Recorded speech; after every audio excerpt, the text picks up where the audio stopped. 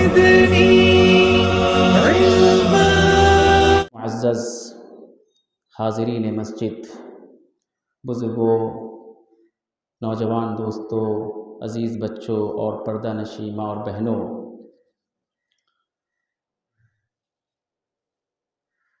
ہم لوگ اسلامی کیلنڈر 1444 ہجری کے آخری مہینہ یعنی 12واں مہینہ ذی الحجہ سے گزر رہے ہیں۔ آج اس مہینہ کی 11ویں تاریخ ہے۔ آج کے دن کی بھی بڑی فضیلت ہے۔ گزشتہ کل ہم نے پورے سال کے سب سے عظیم دن اللہ کے ذکر کے طور پر اللہ تعالیٰ کی رضا کے لیے، اللہ تعالیٰ کی خوشنودی کے لیے جانوروں کی قربانی پیش کی، جسے یوم النحر کہا جاتا ہے۔ پورے سال میں سب سے افضل دن یوم النحر ہے۔ آج یوم القر ہے۔ صحیح ابو داؤد کی حدیث ہے، اللہ کے رسول صلی اللہ علیہ وسلم نے ارشاد فرمایا، اعظم الایام عند اللہ تبارک و تعالی یوم النحر ثم یوم القر، رواہ ابو داؤد وصححہ الالبانی رحمۃ اللہ علیہ۔ امام البانی رحمۃ اللہ علیہ نے صحیح ابو داؤد کے اندر اس حدیث کو صحیح قرار دیا ہے۔ اللہ کے رسول صلی اللہ علیہ وسلم نے ارشاد فرمایا کہ اللہ تعالیٰ کے نزدیک پورے سال کے دنوں میں سب سے افضل دن یوم النحر ہے، یعنی 10ویں ذی الحجہ ہے، اور اس کے بعد یوم القر ہے، یعنی 11ویں ذی الحجہ۔ تو آج یہی یوم القر ہے جس کی حدیث میں فضیلت بیان کی گئی ہے۔ بعض علماء کے نزدیک سال کا دوسرا سب سے افضل دن یہ آج کا دن ہے۔ بہرحال ہم لوگ ایام تشریق سے گزر رہے ہیں۔ ایام تشریق بھی قربانی کے دن ہیں اور اللہ رب العالمین کو یاد کرنے کے دن ہیں، اللہ رب العالمین کے ذکر کے ایام ہیں۔ قرآن مجید میں اللہ رب العالمین نے ارشاد فرمایا، وَاذْكُرُوا اللَّهَ فِي أَيَّامٍ مَّعْدُودَاتٍ، اے مسلمانوں، اے مومنوں، تم گنے ہوئے ایام میں اللہ رب العالمین کو ذکر کرو، اللہ رب العالمین کو یاد کرو۔ ایام معدودات سے مراد ایام تشریق ہیں، تشریق کے ایام ہیں۔ جمہور علماء کے نزدیک اور راجح قول کے مطابق ایام تشریق سے مراد 11ویں تاریخ ذی الحجہ کی 11ویں تاریخ، 12ویں تاریخ اور 13ویں تاریخ ہے۔ ان ایام میں اللہ تعالیٰ کو یاد کرنے کی تعلیم دی گئی ہے اور قربانی کرنے کی تعلیم دی گئی ہے۔ اللہ کے رسول صلی اللہ علیہ وسلم نے فرمایا، کل ایام تشریق ذبح، کہ تشریق کے تمام دن ذبح کرنے کے ہیں، قربانی کرنے کے ہیں۔ یعنی یوم النحر کو اگر جوڑ لیں تو 4 دن ہمیں قربانی کے لیے ملتے ہیں۔ کل جو گزشتہ دن گزرا وہ 10ویں تاریخ، 11ویں تاریخ، 12ویں تاریخ اور 13ویں تاریخ، یعنی آج کو لگا کر کے 3 دن اور بچے ہوئے ہیں، اور آج کو چھوڑ کر کے 2 دن اور بچے ہوئے ہیں۔ بہرحال یہ اللہ تعالیٰ کو یاد کرنے کا ایام ہے۔ ہم تمام لوگوں کو چاہیے کہ کثرت سے اللہ رب العالمین کا ذکر کریں، اللہ رب العالمین کو یاد کریں، اور ذکر کے جو خاص کلمات ہیں وہ آپ جانتے ہیں، اللہ اکبر، اللہ اکبر، لا الہ الا اللہ، اللہ اکبر، اللہ اکبر وللہ الحمد۔ یہ تکبیر کے کلمات ہیں اور صحابہ کرام کے عمل سے ثابت ہے، صحیح سندوں سے ثابت ہے کہ صحابہ کرام ان تکبیرات کو فرض نمازوں کے بعد خصوصیت کے ساتھ پڑھتے تھے۔ اسے تکبیر مقید کہا جاتا ہے۔ تکبیر مطلق عرفہ سے پہلے ہے، یعنی مارکیٹ میں ہو، گھر میں ہو، مسجد میں ہو، سڑک پر ہو، کہیں بھی ہو تو تکبیرات کا ورد کرنا چاہیے۔ خاص طور سے عرفہ کے دن سے لے کر کے ایام تشریق کے آخری وقت تک فرض نمازوں کے بعد مقید طور پر ان تکبیرات کا ورد کرنا چاہیے انفرادی طور پر، اور باقی دیگر وقتوں میں بھی مطلق طور پر ان تکبیرات کا ورد کرنا چاہیے۔ بہرحال یہ ان 5 دنوں کے بارے میں ہے، یعنی عرفہ سے لے کر کے ایام تشریق تک۔ آج ہم لوگ 11ویں ذی الحجہ میں داخل ہیں اور اس کی فضیلت ہے۔ 2 دن اور بچے ہوئے ہیں، آپ ان 2 دنوں میں آج کو چھوڑ کر کے قربانی بھی کر سکتے ہیں۔ اللہ تعالیٰ کو خوب یاد کریں، دیگر نیکیوں کا اہتمام کریں۔ اللہ تعالیٰ ان عبادتوں کے ذریعے، ان اعمال کے ذریعے بندوں کے گناہ کو معاف کرتا ہے اور بہت زیادہ اجر و ثواب سے نوازتا ہے۔ میں نے خطبہ مسنونہ کے بعد سورہ الممتحنہ کی آیت نمبر 4 کی تلاوت کی ہے، جس میں اللہ رب العالمین نے ارشاد فرمایا قد كانت لكم اسوة حسنة في ابراہیم والذین معہ۔ اے مسلمانوں، اے مومنوں، تمہارے لیے ابراہیم علیہ السلام کی زندگی میں اور ان کے متبعین کی زندگی میں آئیڈیل ہے، نمونہ ہے، اسوہ ہے۔ اس آیت کریمہ میں اللہ رب العالمین نے خصوصیت کے ساتھ ہم مسلمانوں کو ابراہیم علیہ السلام کی زندگی کو نمونہ بنانے کی تعلیم دی ہے، تاکید کی ہے، تلقین کی ہے۔ جب بھی ذی الحجہ کا مہینہ آتا ہے اور جب بھی قربانی کا موسم آتا ہے تو حضرت ابراہیم علیہ السلام کو خصوصی طور پر یاد کیا جاتا ہے، اور اس کی وجہ ہے، اس کا سبب ہے، اس کا کارن ہے، اس کا ریزن ہے، اور یہ کہ ابراہیم علیہ السلام نے دنیا کائنات کی سب سے بڑی قربانی پیش کی، اپنے لخت جگر، اپنے فرزند ارجمند، اپنے نور نظر، اپنے بیٹی کی قربانی پیش کی۔ اس سے بڑی قربانی اور کوئی نہیں ہو سکتی ہے۔ اللہ تعالیٰ کے حکم پر، اللہ تعالیٰ کے فرمان پر اپنے لخت جگر، اپنے دل کے ٹکڑے کے گلے پر چھری چلانے کے لیے تیار ہو گئے۔ اس سے بڑی بات کیا ہو سکتی ہے؟ اس سے بڑی قربانی کیا ہو سکتی ہے؟ تو اسی لیے ہم لوگ چونکہ جانوروں کی قربانی پیش کرتے ہیں، اور حضرت ابراہیم علیہ السلام نے اپنے بیٹی کی قربانی پیش کی۔ دونوں قربانی ہیں، ایک ہے جانور کی قربانی اور ایک ہے بیٹی کی قربانی۔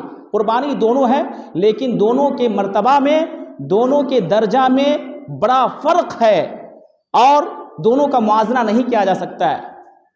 حضرت ابراہیم علیہ السلام کی قربانی کی مثال نہیں دی جا سکتی ہے، دنیا کی سب سے بڑی قربانی ہے یہ۔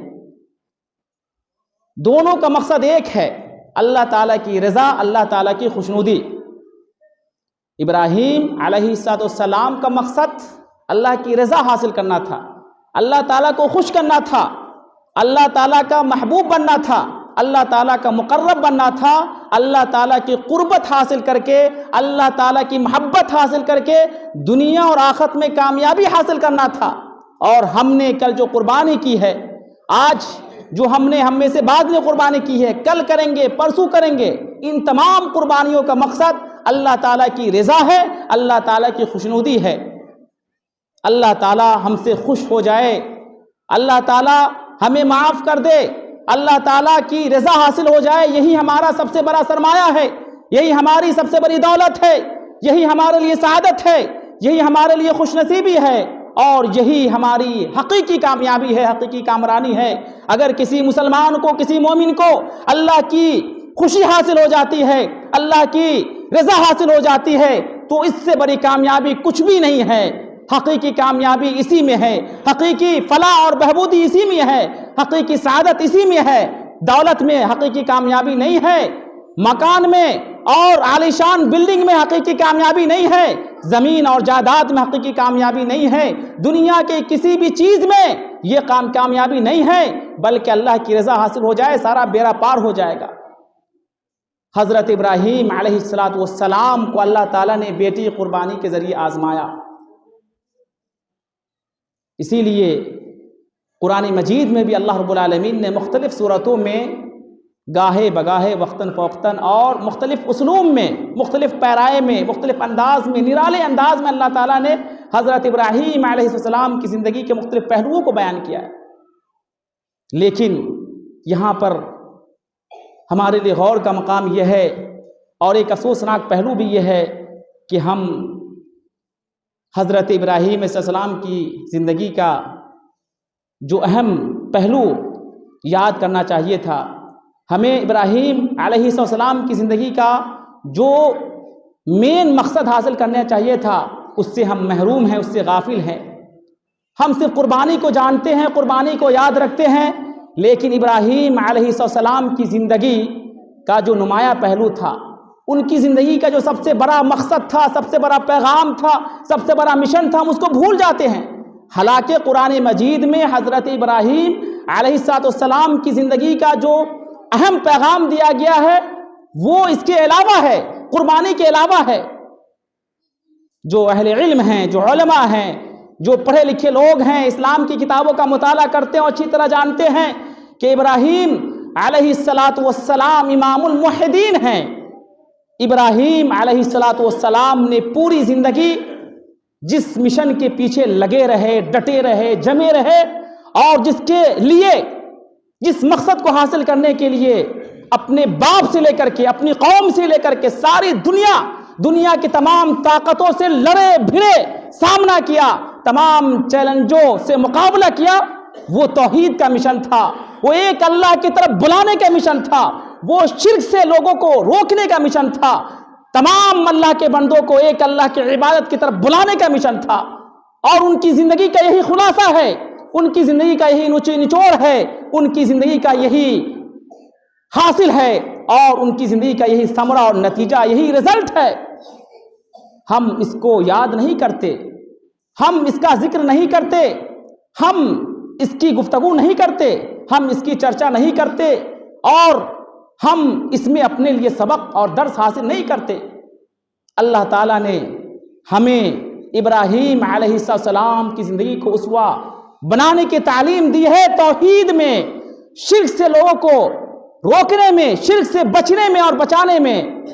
آپ شروع سے لے کر کے آخر تک کی زندگی کو دیکھیں، زندگی کے اکثر ایام، زندگی کی اکثر مدت توحید کی طرف بلانے میں لگ گئی اور شرک سے لوگوں کو منع کرنے میں لگ گئی۔ اپنے باپ سے لڑ گئے، اپنے باپ سے بھر گئے، اور باپ کو اللہ کی دعوت، اللہ کی طرف بلایا، اللہ کی طرف دعوت دی اور شرک سے منع کیا۔ آزر ان کے والد کا نام تھا، بت بناتے تھے، فروخت کرتے تھے۔ کہا ابو جان آپ کس چیز کی بات کرتے ہیں؟ ایک اللہ جو ہمارا رب ہے، ہمارا خالق ہے، ہمارا مالک ہے، وہی ہماری عبادتوں کا مستحق ہے، آپ اس کی عبادت کیجئے، اور اس کے علاوہ جو بھی معبودان باطلہ ہیں آپ اس کو چھوڑ دیجئے۔ قوم کے لوگوں کو سمجھایا اور کہا هل يسمعونكم اذ تدعون، اے میری قوم کے لوگوں، کیا اللہ کو چھوڑ کر جن معبودان باطلہ کو تم پوچھتے ہو، پرستش کرتے ہو اور عبادت کرتے ہو، کیا وہ تمہاری پکار سنتے ہیں؟ او ينفعونكم او يضرون، یا تمہیں فائدہ پہنچاتے ہیں یا نقصان پہنچاتے ہیں؟ قالوا بل وجدنا آباءنا كذلك يفعلون، قوم کے لوگوں نے کہا کہ ہم نے اپنے آباء و اجداد کو ایسے ہی کرتے ہوئے دیکھا ہے، شرک کرتے ہوئے دیکھا ہے، معبودان باطلہ کی پرستش کرتے ہوئے دیکھا، اس لیے ہم بھی ایسے ہی کرتے ہیں۔ ابراہیم علیہ السلام نے لوگوں کو سمجھایا کہ دین باپ دادا کی رسم و رواج کا نام نہیں ہے، دین باپ دادا کے طور طریقوں کا نام نہیں ہے۔ اگر باپ دادا دین کے برخلاف ہیں تو ان کی عادات، ان کے افعال، ان کے اعمال باطل ہیں، غلط ہیں۔ دین میں جو کچھ بھی ہے، اگر باپ دادوں کے اعمال موافقت رکھتے ہیں تو آپ ان پر ڈٹے رہیے، قائم رہیے، لیکن باپ دادا کے جو اعمال ہیں اگر وہ دین کی تعلیمات سے ٹکراتے ہیں تو آپ انہیں دے ماریے، دیواروں پہ پھینک دیجئے، اور آپ ان سے بالکل تہی دامن ہو جائیے، الگ ہو جائیے، دستبردار ہو جائیے۔ یہی ابراہیم علیہ السلام کا پیغام تھا۔ بہت ساری آیات ہیں، بہت ساری صورتوں میں، سورۃ الحج ہو، سورۃ الشعراء ہو یا سورۃ الصافات ہو، اور بھی دیگر آیتیں ہیں، ان میں حضرت ابراہیم علیہ السلام کی زندگی کا نمایاں پہلو اسی کو بتایا گیا ہے۔ لہٰذا یہ جو قربانی کے ایام چل رہے ہیں، کل یوم النحر تھا، پورے سال میں سب سے افضل دن تھا، اور آج بھی قربانی کرتے ہیں اور ایام تشریق سے گزر رہے ہیں، ان تمام کا پیغام یہی ہے۔ اور ابراہیم علیہ السلام کی قربانی کو یاد کرنے کا مقصد یہی ہے کہ ہم ان کی زندگی کو اپنے لیے آئیڈیل بنائیں، نمونہ بنائیں۔ ہم مسلمان ہیں، ہماری زندگی کا اصل مقصد اور اصل مقصد، مین مقصد اللہ تعالیٰ کی عبادت ہے۔ وما خلقت الجن والانس الا لیعبدون، ہم نے انس کو، ہم نے جنات کو اپنی عبادت کے لیے پیدا کیا ہے۔ لیوحدون، علماء تفسیر بیان کرتے ہیں کہ ہم نے انسانوں اور جناتوں کو اس لیے پیدا کیا ہے کہ وہ ایک اللہ کی عبادت کرے، توحید پرست ہو جائے، موحد ہو جائے اور تمام طرح کے شرک سے بچ جائیں۔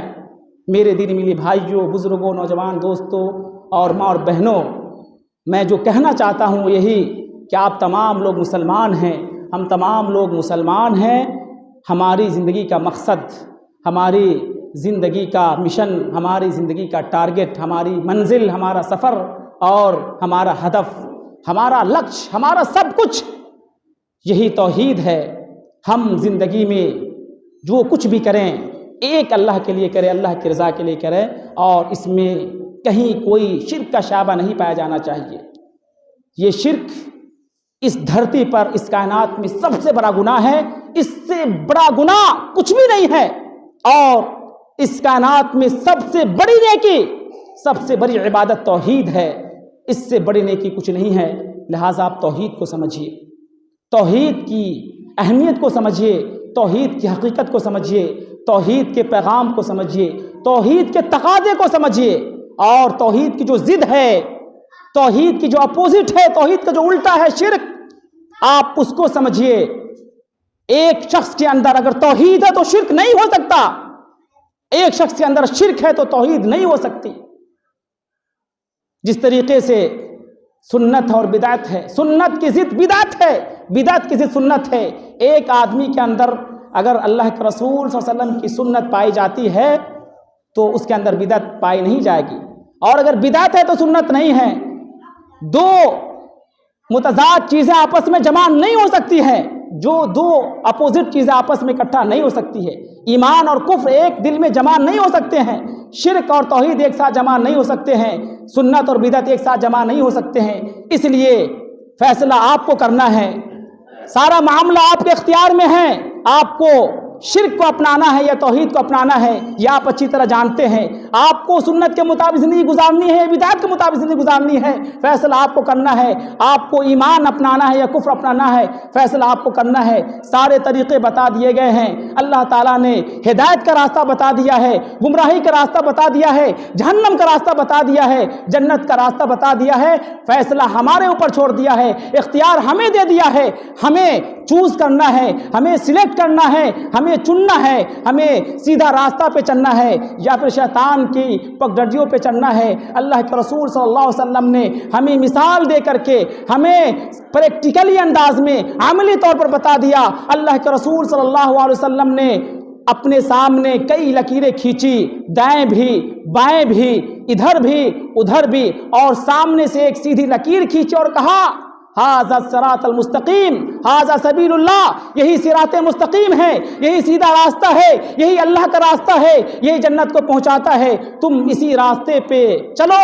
اور ادھر ادھر کے جو راستے ہیں، لکیریں ہیں، وہ شیطان کے راستے ہیں، وہ شیطان کی پگڈنڈیاں ہیں، ان پہ مت چلو ورنہ تم گمراہ ہو جاؤ گے، تم بھٹک جاؤ گے اور تمہارا انجام نہایت ہی خطرناک ہوگا۔ افسوس کی بات یہ ہے کہ ہم مسلمان اپنی زندگی کے اصل مقصد کو نہیں سمجھتے، توحید کو نہیں سمجھتے، اور ہم سنت کو نہیں سمجھتے ہیں، اور ہماری زندگی کے اندر بہت سارے شرک پائے جاتے ہیں، ہماری زندگی کے اندر بہت ساری بدعات ہیں، اور ہم جس دین پر چل رہے ہیں اس دین کی حقیقت کو نہیں سمجھتے ہیں۔ میرے دینی میلے بھائیوں، آپ اچھی طرح سے اس بات کو سمجھ لیں کہ نماز، روزے، حج، زکوٰۃ، صدقات و خیرات اور دیگر جو بھی نیکیاں ہیں، جو بھی اچھائیاں ہیں، جو بھی اعمال ہیں، ان کا نمبر بعد میں آئے گا۔ پہلے نمبر عقیدے کا آئے گا، عقیدہ، صحیح اسلامی عقیدہ، اسی کا نمبر پہلے آئے گا، اور صحیح اسلامی عقیدہ کا مطلب توحید ہے، ایک اللہ کی عبادت کرنا۔ وحدہ یوحد توحیدا، افراد اللہ بالعبادہ، تمام طرح کی عبادتوں کو ایک اللہ کے لیے انجام دینا، یہی توحید ہے۔ توحید کی تین قسمیں ہیں، توحید ربوبیت، توحید الوہیت، توحید اسماء و صفات۔ علماء طلبہ جانتے ہیں، علم جانتے ہیں، توحید کی قسموں کے ساتھ، توحید کے تقاضوں کے ساتھ ہمیں زندگی گزارنا ہے، یہی ہے توحید۔ اس کے بعد ہی، توحید کے بعد ہی ہماری نماز کا اعتبار ہوگا، ہمارے روزوں کا اعتبار ہوگا، ہمارے حج کا اعتبار ہوگا، ہمارے زکوٰۃ کا اعتبار ہوگا، اور ہماری دیگر نیکیوں کا اعتبار ہوگا۔ اگر نمازی ہیں، روزے دار ہیں، حاجی ہیں، زکوٰۃ دیتے ہیں، صدقات و خیرات کرتے ہیں، بہت اچھے ہیں، اخلاق و کردار کا مظاہرہ کرتے ہیں، لیکن ہمارے اندر توحید نہیں ہے تو کچھ بھی نہیں ہے۔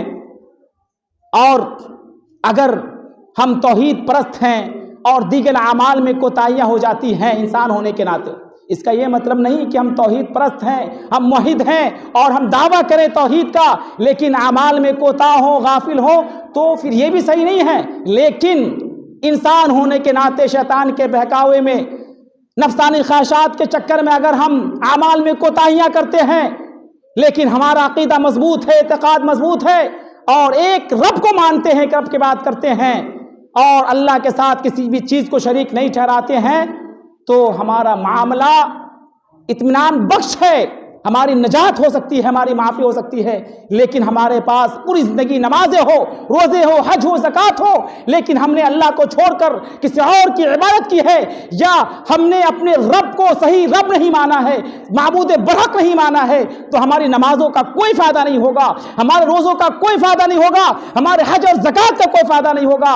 اللہ کے راستے میں ہم نے لاکھوں کروڑوں خرچ کر ڈالا ہے، ہم نے مسجدیں بنائی ہے، ہم نے مدرسے بنائے ہیں، ہم نے کتنے روپے خرچ کر ڈالے ہیں، لیکن ایک اللہ کی بات نہیں کرتے ہیں تو سب بیکار ہے۔ اللہ رب العالمین نے ارشاد فرمایا وَقَدِمْنَا إِلَىٰ مَا عَمِلُوا مِنْ عَمَلٍ فَجَعَلْنَاهُ هَبَاءً مَنْثُورًا، کہ ہم لوگوں کے اعمال کو دیکھیں گے اور ان کے اندر اگر شرک پایا جائے گا تو تمام کو ہم گرد کے مانند بنا دیں گے، غبار کے مانند بنا دیں گے، اور بالو اور غبار کی طرح ہم انہیں ہواؤں میں اڑا دیں گے، ان کی کوئی حیثیت نہیں ہوگی، ان کی کوئی اہمیت نہیں ہوگی، اور ان کا کوئی بھی فائدہ نہیں ہوگا۔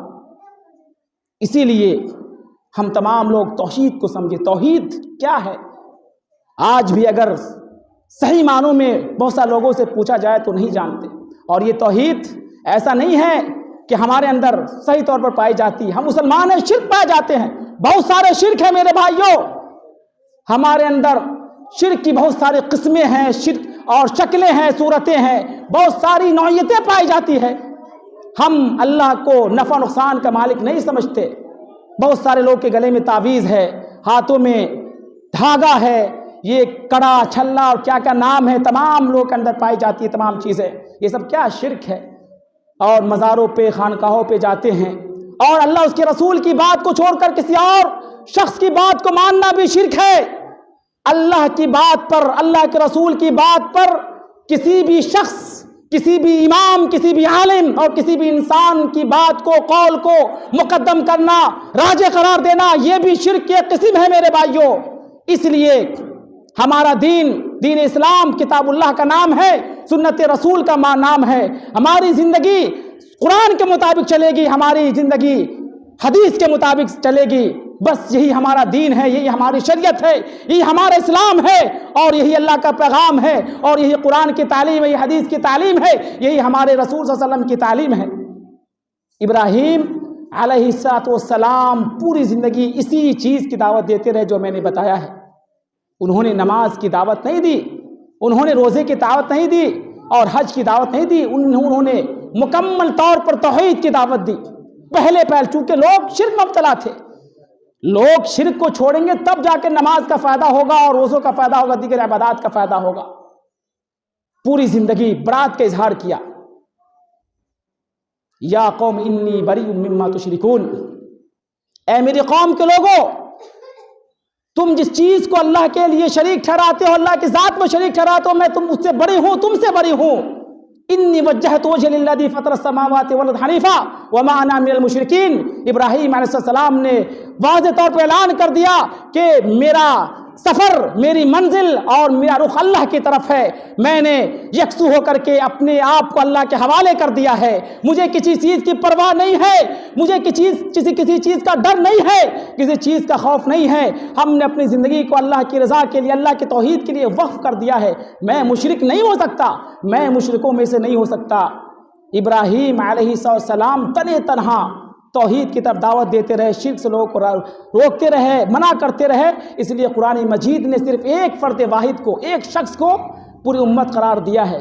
ان ابراہیم کان امۃ قانتا للہ حنیفا ولم یکن من المشرکین۔ قرآن گواہی دیتا ہے کہ ابراہیم علیہ السلام تنہا پوری امت تھے، تنہا جماعت کے مقام پر تھے اور وہ شرک کرنے والوں میں سے نہیں تھے۔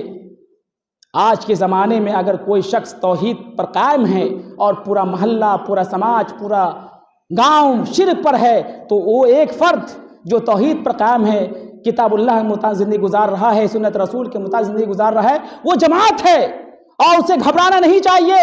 میرے بھائیو، حق اور صحیح یہ تعداد کے اعتبار سے فیصلہ نہیں کیا جاتا ہے۔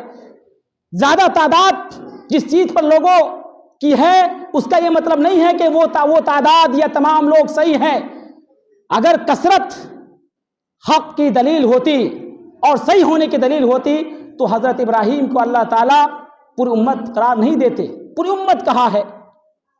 اگر ایک آدمی بھی حق پر ہے اور پورا گاؤں غلط پر ہے، ایک آدمی جماعت ہے اور اسی کا اعتبار کیا جائے گا۔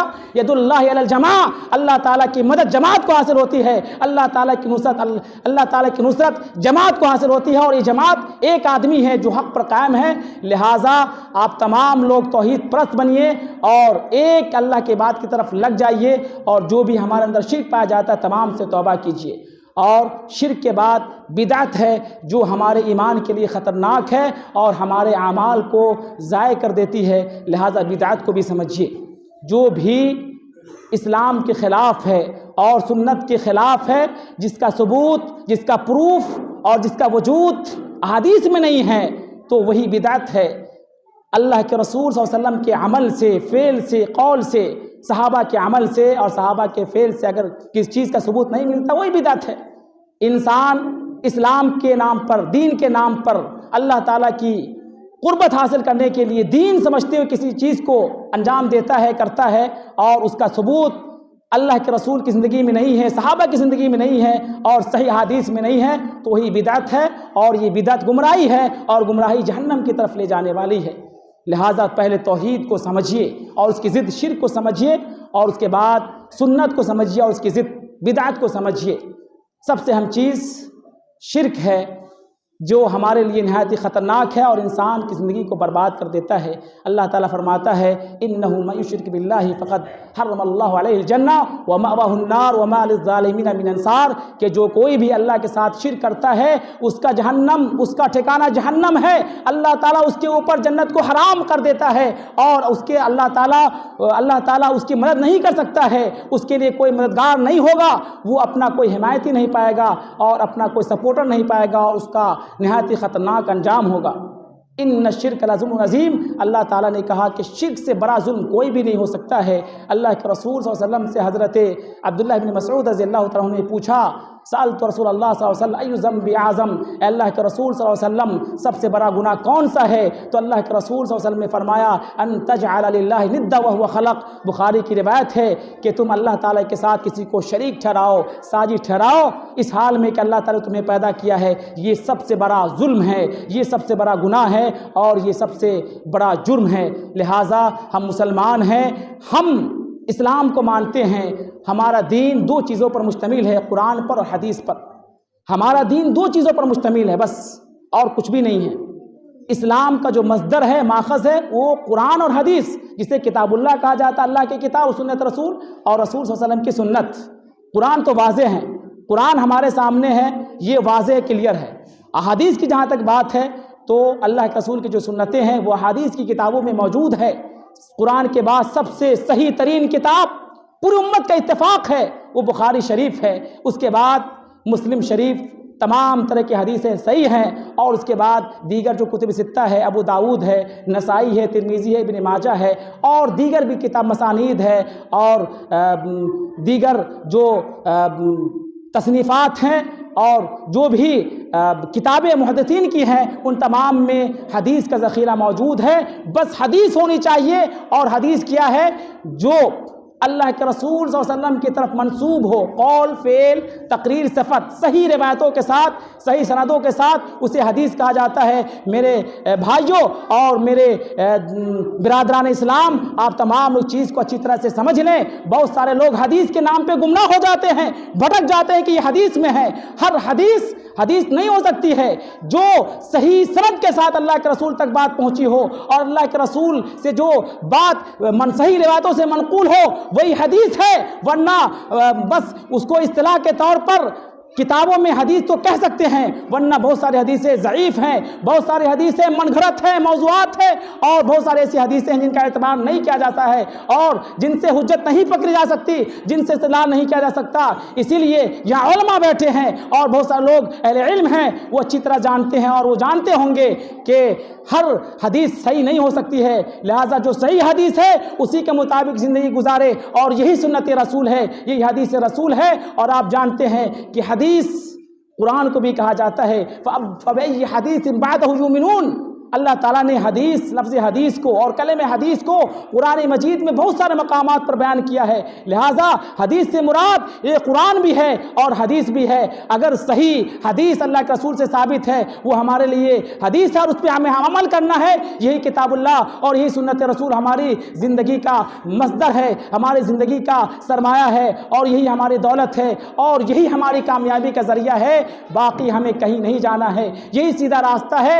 آپ شرک سے مکمل طور پر توبہ کیجئے، توحید پر قائم ہو جائیے، سنت کو اپنائیے، بدعت سے بچ جائیے، یہی آپ کی زندگی کا مقصد ہے اور اسی لیے آپ پیدا کیے گئے ہیں۔ ورنہ اگر آپ کی زندگی میں شرک ہے، شرک کا شبہ بھی پایا جاتا ہے اور ذرہ برابر بھی شرک کا اگر تنکا موجود ہے تو آپ برباد ہو جائیں گے، ہلاک ہو جائیں گے۔ اسی طریقے سے اگر سنت رسول نہیں ہے، آپ صحیح حدیث پر عمل نہیں کرتے ہیں اور آپ کے پاس ضعیف موضوعات حدیث کے مطابق بہت سارے مسائل ہیں اور احکام ہیں اور ان کے مطابق عمل کرتے ہیں، تو آپ گمراہ ہو جائیں گے اور یہ گمراہی آپ کو جہنم کی طرف لے جائے گی۔ لہٰذا آپ شرک سے مکمل طور پر بچیے، بدعت سے بچیے اور توحید پر قائم ہو جائیے، سنت پر قائم ہو جائیے، اور اس چیز میں دین پر عمل کرنے میں کسی چیز کی کوئی پرواہ نہیں کرنی ہے۔ توحید تو یہ ہے کہ خدا حشر میں کہہ دے بندہ زمانے سے خفا میرے لیے ہے۔ شاعر کہتا ہے کہ توحید کے لیے بندہ پوری دنیا سے ٹکرا جائے کوئی فرق نہیں پڑتا۔ ابراہیم علیہ السلام کی زندگی یہی ہے، باپ سے، قوم سے، پوری دنیا سے ٹکرائے، نمرود سے ٹکرائے۔ آج بھی ہو جو ابراہیم کا ایمان پیدا، آگ کر سکتی ہے انداز گلستہ پیدا۔ ایمان کیا ہے؟ توحید ہی کو ایمان کہا جاتا ہے۔ اللہ پہ ایمان لانا، اس کے رسولوں پہ ایمان لانا، کتابوں پہ ایمان لانا، فرشتوں پہ ایمان لانا، آخرت کے دن پہ ایمان لانا اور اچھی بری تقدیر پہ ایمان لانا، یہ توحید ہے۔ اسی کو توحید کہا جاتا ہے، اسی کو صحیح اسلامی عقیدہ کہا جاتا ہے میرے بھائیوں۔ تو ابراہیم جیسا ایمان پیدا ہوگا تو آگ بھی ہمارے لیے گلستہ بن جائے گی، آگ بھی ہمارے لیے ٹھنڈک کا ذریعہ بن جائے گی اور آگ رحمت کا ذریعہ بن جائے گی۔ پھر ہمیں ڈرنے کی ضرورت نہیں ہے، ہمیں خوف کھانے کی ضرورت نہیں ہے، گھبرانے کی ضرورت نہیں۔ ان ابراہیم کان امۃ قانتا للہ حنیفا، ایک ابراہیم کو پوری امت کہا ہے اور اللہ تعالیٰ کی مدد آپ کے ساتھ ہے، اللہ تعالیٰ کی نصرت آپ کے ساتھ ہے، اللہ تعالیٰ کی تمام طرح کی امداد آپ کے ساتھ ہے، اور اللہ تعالیٰ اگر آپ کے ساتھ ہے تو دنیا کچھ نہیں کر سکتی ہے، پوری طاقت مل کر آپ کا کچھ بگاڑ نہیں سکتی ہے۔ اگر اللہ تعالیٰ جس کا ہو جاتا ہے بندے کے لیے ساری نصرتیں اسی کے ساتھ ہے۔ واللہ فی عون العبد ما کان العبد فی عون اخیہ، اللہ تعالیٰ اس کا ہو جاتا ہے جو اپنے بندوں کی مدد کرتا ہے، اور جو اللہ کا ہو گیا وہ تمام دنیا سے بے نیاز ہو جاتا ہے اور تمام دنیا اس کو کچھ نہیں کر سکتی ہے۔ لہٰذا آپ توحید کو سمجھیے، بہت اہم چیز ہے۔ آپ علماء سے پوچھئے، اور آپ کے درمیان اساتذہ رہتے ہیں، امام رہتے ہیں، پڑھنے لکھنے والے طلبہ ہیں، مدارس میں تعلیم حاصل کرنے والے لڑکے ہیں، آپ کے بیٹے ہیں، رشتہ دار ہیں، آپ ان سے بیٹھیے اور پوچھئے کہ ہم کو بتائیے توحید کیا ہے اور شرک کیا ہے، تو آپ کو صحیح طور پر پھر یہ عقیدہ سمجھ میں آئے گا اور آپ کی زندگی صحیح ڈگر پہ چلے گی اور ساتھ مستقیم پر آپ کی زندگی گامزن ہو پائے گی۔ اخیر میں اللہ تعالیٰ سے دعا ہے کہ بارے اللہ ہم تمام لوگوں کو توحید کی حقیقت کو سمجھنے اور اس پر قائم رہنے کی توفیق عطا فرمائے، ہم تمام مسلمانوں کو شرک سے توبہ کرنے کی توفیق عطا فرمائے اور ہمیں سنت کے مطابق زندگی گزارنے کی توفیق عطا فرمائے۔